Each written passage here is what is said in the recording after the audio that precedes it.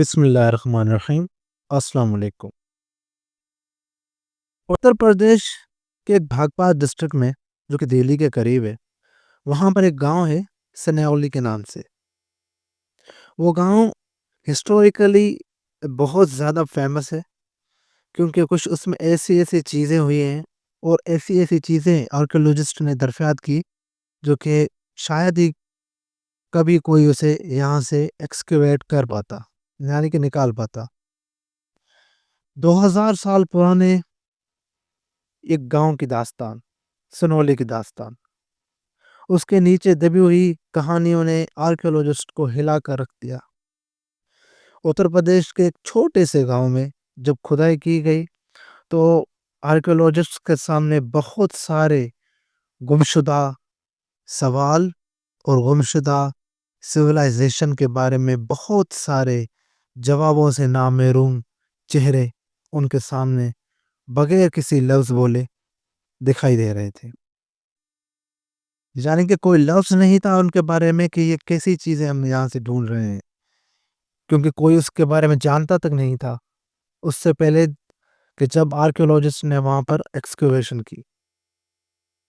سنولی گاؤں کی داستان کچھ ایسی ہے، اس کی جو داستان ہے وہ ہراپن سویلائزیشن سے ملتی جلتی ہے۔ یہاں پر کہا جاتا ہے کہ سوشیو پولیٹیکل بیک گراؤنڈ جو ہے وہ بہت زیادہ اسٹرانگ تھا، یعنی کہ جیسے پچھلے سویلائزیشنز میں ہوا ہے، کنگز، پریس، اس کے بعد اپر سوسائٹیز، پھر لیبرز، پھر کلائنٹ انڈیپینڈنس، مطلب کہ بادشاہوں سے لے کر نیچے والے طبقوں تک۔ 2005-2006 میں یہاں کھدائی کی گئی جس سے یہاں پر 116 پوٹری، بیڈز اور پیتل کے آرٹیفیکٹس ملے۔ سنولی کے بارے میں اور میں آپ سب کو بتاتا چلوں کہ سنولی جو ہے وہاں پر مسٹریز بہت ہیں، یعنی کہ یہاں پر کہا جاتا ہے کہ یہاں پر ایک وار چیریٹس تھے یا فیونرل کارٹس کہا جائے۔ سنولی کے بارے میں کہا جاتا ہے کہ یہ ایجپشنز اور میسوپوٹیمیا سویلائزیشن کے جو گولڈن فیز ہے اسی میں یہ بھی سویلائزیشن موجود تھی، مطلب کہ 2000 BCE میں۔ اور کھدائی کے دوران یہاں سے سورڈز، ہیلمٹس اور چیریٹس یعنی کہ پروٹو ملٹری سسٹم کا ثبوت بھی ملتا ہے، تلواروں کے ساتھ ساتھ مطلب رتھ بھی یہاں پر ملتے ہیں۔ مطلب کہ سنولی کے جو لوگ تھے وہ ویل آرگنائزڈ فارمرز وہ تو نہیں تھے لیکن بہت زیادہ ماہر جنگجو ضرور تھے۔ ان کا جو ٹریڈ اور کنیکشن کا سسٹم تھا وہ سینٹرل ایشیا سے لے کر میسوپوٹیمیا کے ساتھ لنک بھی کرتا ہے اور انڈس ویلی سویلائزیشن کے ساتھ بھی لنک کرتا ہے۔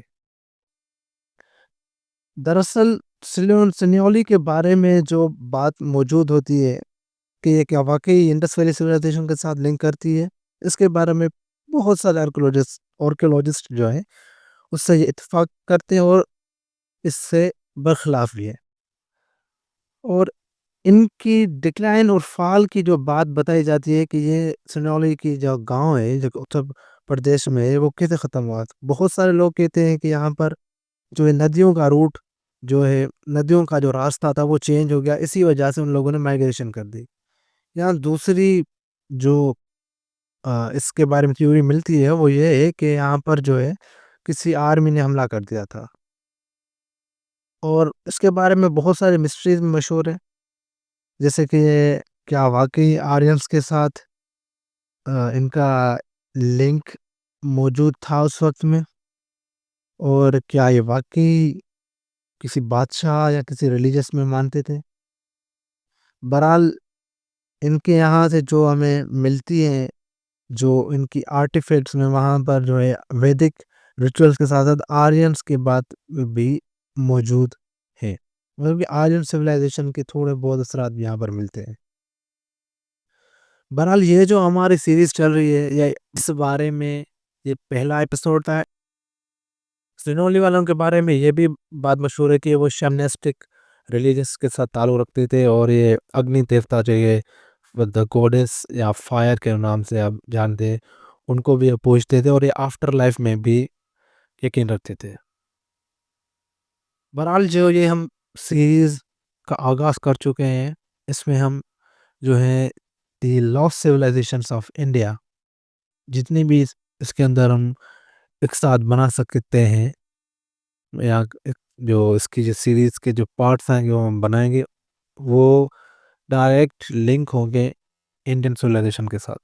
تو آج یہ ہم بات کر رہے تھے جو کہ آج ہمارے بعد اب ایگزام پہ پہنچنے والی ہے، سنیولی کے بارے میں تھی کہ ان کا سوشو پولیٹیکل کلچر کیا تھا، وہ کس ریجن میں یقین رکھتے تھے. تو ملتے ہیں کس اگلے ویڈیو میں، تب تک اپنا خیال رکھیں. Follow and subscribe. Thank you.